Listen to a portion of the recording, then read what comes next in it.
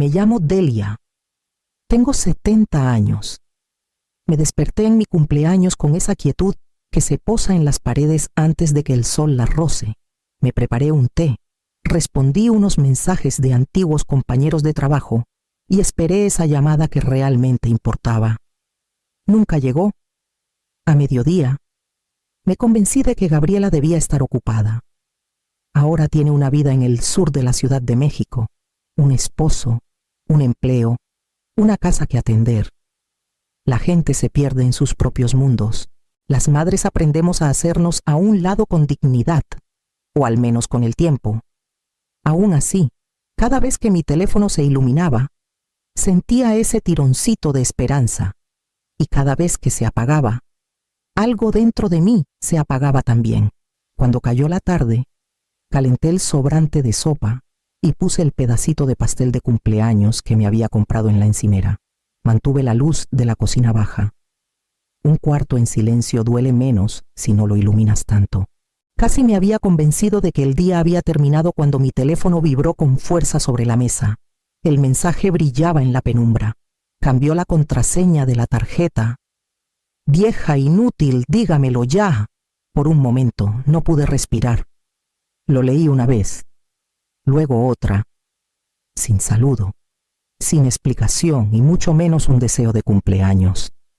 Me quedé ahí en la semioscuridad, con la sopa enfriándose, el pastelito intacto.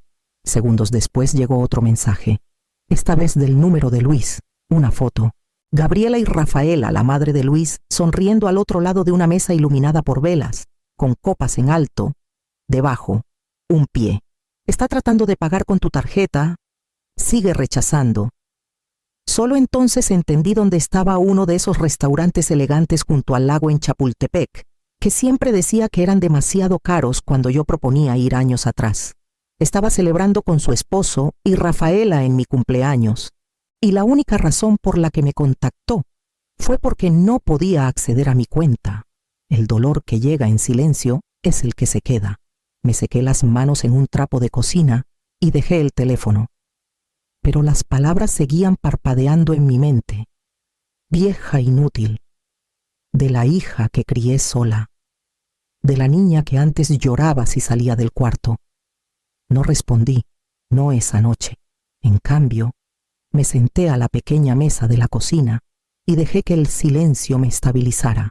En algún punto entre el insulto y la sopa fría, algo en mí empezó a endurecerse. No de rabia, sino de claridad para cuando me fui a la cama. La forma del día siguiente ya se estaba dibujando. El problema nunca empezó con gritos. Comenzó con voces suaves y buenas intenciones. 6 meses antes de mi cumpleaños, resbalé en las escaleras traseras después de una lluvia. No fue nada dramático, solo un moretón en la cadera y una muñeca adolorida, pero Gabriela llegó en 1 hora, jadeando como si hubiera corrido todo el camino. «Mamá, me asustaste», dijo, ayudándome a llegar al sofá. «No deberías estar sola manejando todo». «Estoy bien», le dije. «Fue solo un tropiezo», negó con la cabeza. «Te olvidas de las cosas, te apresuras. Déjame ayudarte por un rato». Estaba demasiado cansada para discutir. Así empezó su ayuda. La semana siguiente se sentó a mi mesa de cocina con mi correo esparcido. «Cambiemos tus cuentas a digitales para que no tengas que rastrear todo», dijo, ya tecleando en su tableta. «Me gusta tener los papeles aquí», respondí. «Mamá, esto es más seguro», insistió, deslizando la tableta hacia mí. «Solo anota tus contraseñas, yo las tecleo y tú guardas la lista», dijo, ya abriendo su tableta. Dudé, pero sonrió como cuando era chiquita y quería algo con ganas. Las anoté. Sostuvo el papel apenas un segundo antes de teclear todo en su dispositivo. Después de eso, las cosas pequeñas cambiaron. Mis estados de cuenta del banco dejaron de llegar. Cuando pregunté, respondió: «Me dijiste que los reenviara». Sabía que no lo había hecho. Una vez, cuando no encontré un recibo de medicamento, me miró demasiado tiempo antes de decir: «Mamá, tienes que admitir que tu memoria falla. Es normal a tu edad». Un calor subió a mi pecho. No lo perdí. Moviste mi cajón. Soltó una risa corta. ¿Ves? Siempre piensas que alguien más lo hizo. Las palabras dolieron más que la caída. Poco a poco. Pasó de ayudar a manejar y de manejar a decidir, y yo la dejé, porque era mi hija, y pensé que soltar cosas pequeñas mantendría la paz. Pero las cosas pequeñas crecen, sobre todo cuando alguien más lleva las riendas. La primera grieta real apareció en un martes por la mañana cualquiera. Una carta del banco se coló por la ranura del correo raro. Ya que Gabriela había cambiado todo a digital, mi nombre estaba impreso claro. Pero adentro había un aviso sobre una transferencia que no reconocía.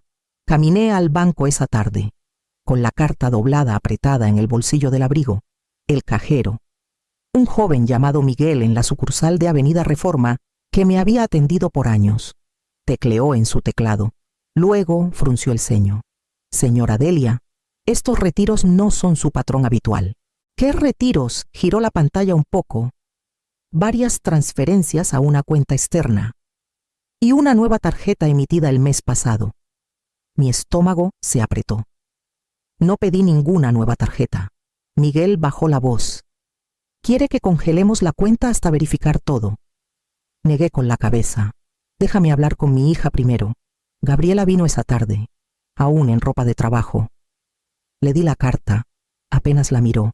Mamá, hablamos de esto, dijo. Lo olvidaste. Me pediste que consolidara las cosas. La nueva tarjeta es parte de eso. ¿Recordaría pedir una nueva tarjeta? Cruzó los brazos. Perdiste el recibo de medicamento la semana pasada. Es lo mismo. No lo es, dije en voz baja. Suspiró largo, exasperado. Te agobias. Estoy tratando de ayudar. Cuando se fue, el departamento se sintió más chico. Me senté a la mesa de la cocina. Abrí un cuaderno en blanco y anoté cada fecha, cada cargo, cada detalle que podía recordar. Mi mano temblaba, pero las palabras salían firmes. Si mi memoria no fallaba, entonces algo más estaba pasando. La distancia entre Gabriela y yo no llegó de golpe. Se estiró despacio, como un hilo que se tensa con cada estación. La primera vez que se saltó la Navidad, llamó esa mañana. Los padres de Luis planearon una cena grande. Dijo, sería grosero no ir. Podría hacer algo sencillo aquí. Ofrecí, mamá, ya está decidido. Su tono era definitivo. La Semana Santa pasó igual. Cada vez, Gabriela prometía compensármelo.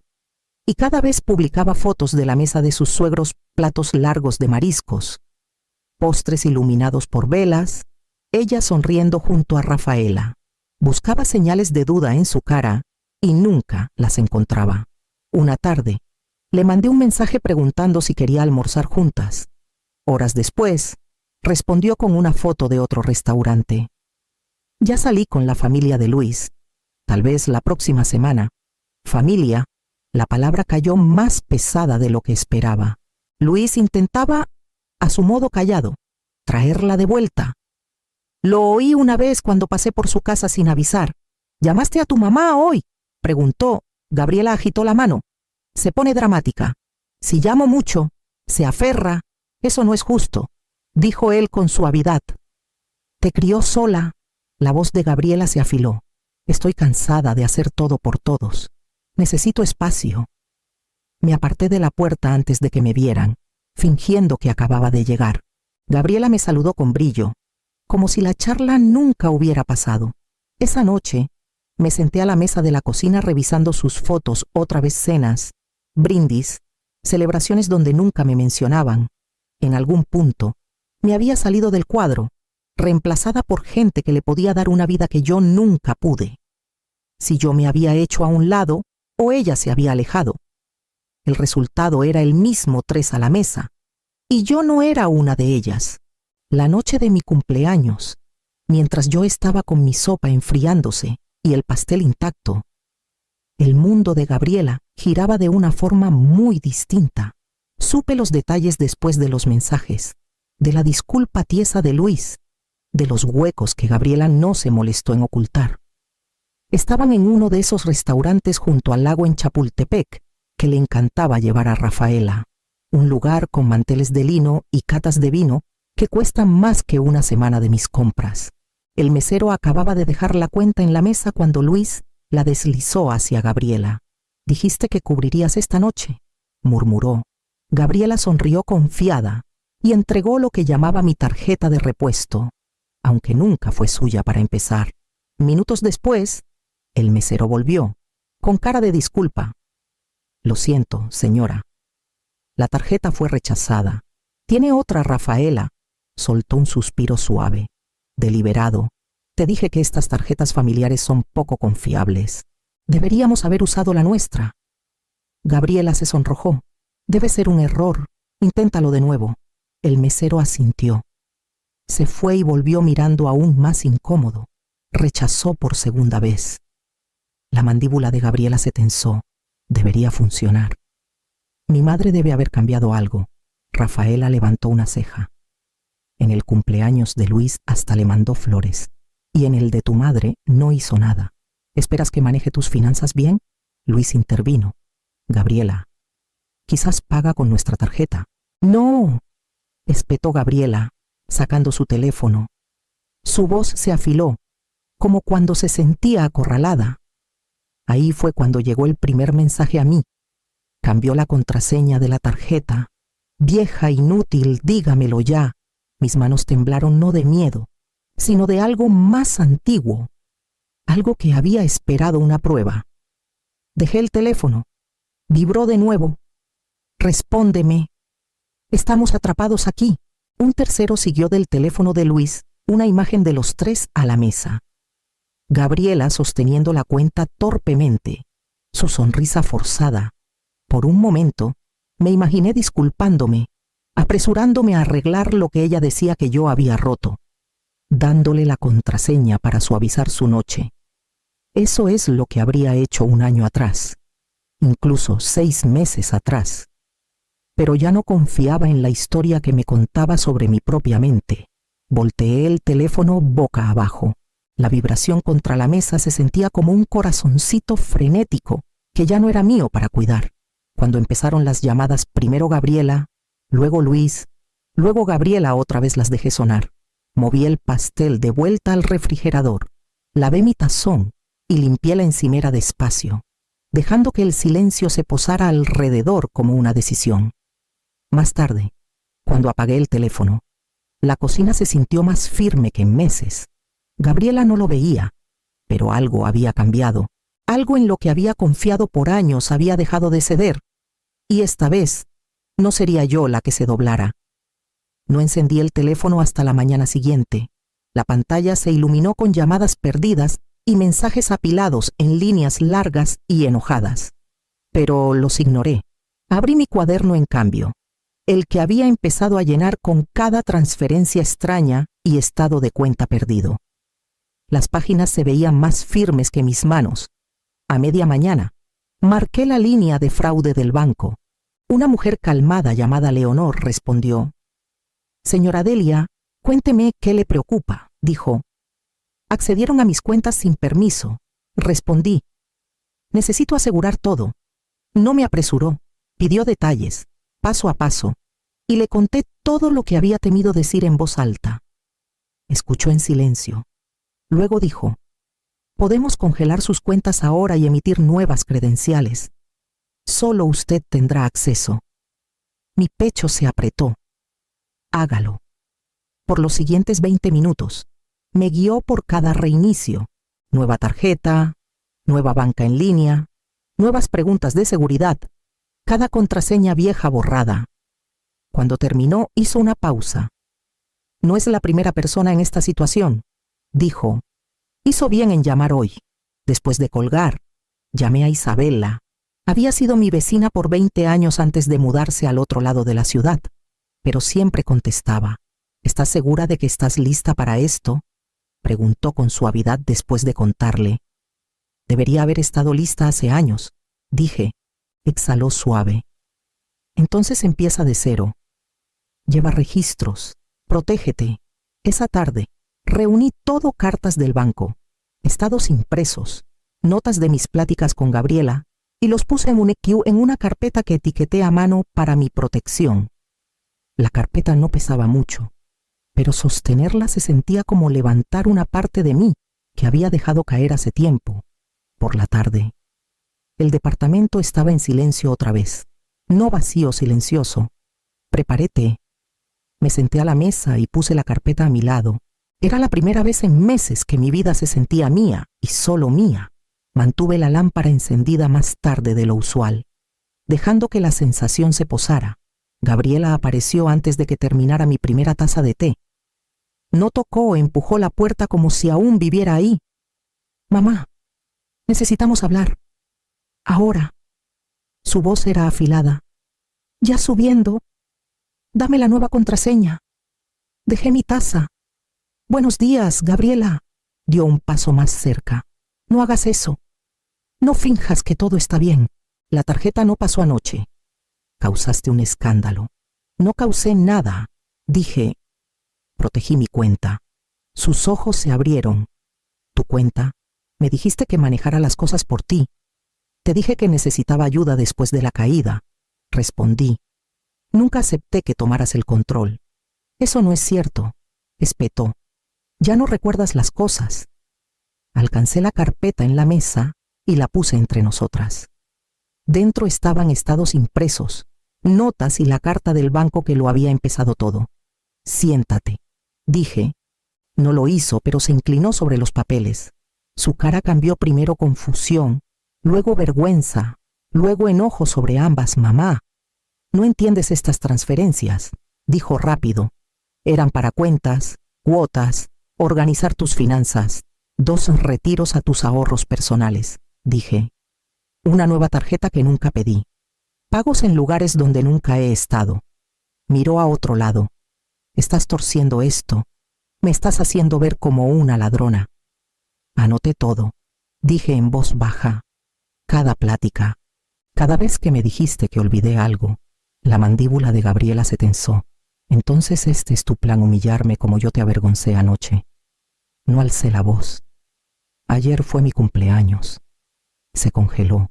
Por un momento, su enojo cayó, y algo crudo cruzó su cara, algo como culpa, o quizás reconocimiento.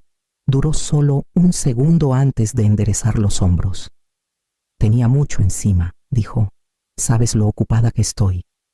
«Sé lo ocupada que eliges estar», respondí. Gabriela empujó la carpeta. «Estás siendo dramática. Deberías agradecerme por manejar las cosas». «Ya no te agradezco por lastimarme», dije. Su aliento se atoró, como si las palabras golpearan más fuerte que la carpeta entre nosotras. Por la ventana, la curva del lago de Chapultepec brillaba en la luz temprana la vista que había mirado por 30 años. Dentro, Gabriela estaba en la puerta, atrapada entre la persona que decía ser y la verdad que ya no podía evadir. Me reuní con una abogada de derecho para adultos mayores 2 días después. Se llamaba la señora Josefina, una mujer firme con voz calmada que hacía el cuarto sentirse más seguro de lo que era. «Tus notas son claras», dijo después de revisar mi carpeta. «Pondremos salvaguardas. Serás la única con acceso a tus cuentas». Redactó documentos mientras yo estaba sentada enfrente, con manos apretadas. «También removeremos a tu hija como usuaria autorizada», añadió. «De ahora en adelante, todo requiere tu firma». Sentí algo aflojarse en mi pecho. «Gracias». De camino a casa, Luis llamó. Su voz estaba tensa. «Delia, lamento lo que pasó. Gabriela está abrumada». «Esto ha durado mucho tiempo», dije. «Lo sé», admitió en voz baja, «pero ella piensa que la tomaste por sorpresa». Esa tarde, Rafaela, la madre de Luis, dejó un mensaje de voz propio. «Deberías avergonzarte», dijo. «Las madres apoyan a sus hijos. No los avergüenzan». Lo borré sin escucharlo de nuevo. La parte más dura vino después del anochecer. Gabriela empezó a mandar mensajes, párrafos largos llenos de culpa, enojo y ternura repentina. Solo intentaba ayudar. «No confías en mí. Arruinaste nuestra noche. Te necesito. ¿Por qué haces esto?». Leí cada palabra, pero no respondí. En cambio, me senté a la mesa de la cocina, con los nuevos documentos a mi lado, y dejé que el silencio se posara donde su voz solía estar. Gabriela apareció de nuevo la tarde siguiente, con ojos rojos, voz temblando con un dolor practicado. «Mamá, has arruinado todo», dijo. «Luis piensa que te robé. Su madre no me mira. ¿Entiendes lo que le has hecho a mi matrimonio? Entiendo lo que le hiciste a mi confianza», respondí. Entró sin esperar invitación. «Estás exagerando. Te estaba ayudando. Deberías estar agradecida. No te pedí que controlaras mi vida», dije. «Lo estás torciendo», espetó. «Sabes lo emocional que te pones. No deberías tomar decisiones cuando estás así». Sus palabras cayeron con el peso familiar de la acusación, del tipo que busca empujarme de vuelta a la duda. Pero ya no encajaban como ella esperaba. «He tomado mis decisiones», dije. «Las cuentas son mías. Las contraseñas son mías. Los límites son míos». Gabriela me miró, atónita. «Entonces eso es todo. ¿Eliges abogados y banqueros sobre tu propia hija?» «Me estoy eligiendo a mí misma», dije, las palabras firmes y tranquilas, por primera vez en mucho tiempo. Gabriela no tuvo respuesta. Se quedó en la puerta, con el pecho subiendo y bajando, buscando una versión de mí que ya no existía. Cuando finalmente se fue, el cuarto se sintió diferente, más vacío, pero más claro. En las semanas que siguieron, construí un ritmo más callado. Isabela y yo empezamos a vernos cada jueves para un café, como antes de que la vida nos jalara por caminos distintos. Ahora manejo mi banca en persona. Miguel en la sucursal siempre me saluda con un leve asentimiento, tratándome como alguien capaz en vez de alguien que se desvanece. Una tarde, me paré en la panadería de Avenida Insurgentes, mirando el mostrador. Meses después, un pastel de vainilla sencillo, chiquito. Simple me llamó la atención. Lo compré con mi nueva tarjeta, la que solo yo puedo usar. La transacción pitó limpia, y algo en mi pecho se aflojó con el sonido. En casa, encendí una vela y me corté un pedazo. El departamento estaba en silencio, pero no del tipo pesado ya. Comí el pastel despacio, dejando que el dulzor se posara. Mi teléfono vibró en la encimera. Un solo mensaje de Gabriela: «Feliz cumpleaños». «Mamá», sin explicación, sin disculpa, solo esas 3 palabras, llegando meses tarde. Tecleé una respuesta corta: «Gracias, Gabriela», y dejé el teléfono a un lado. No esperé una contestación. Mientras la tarde caía sobre el lago de Chapultepec, encendí la lámpara en mi ventana delantera. Por años había dejado esa luz encendida para otros, esperando que volvieran a casa, esperando que me vieran. Esta noche, la luz era solo para mí.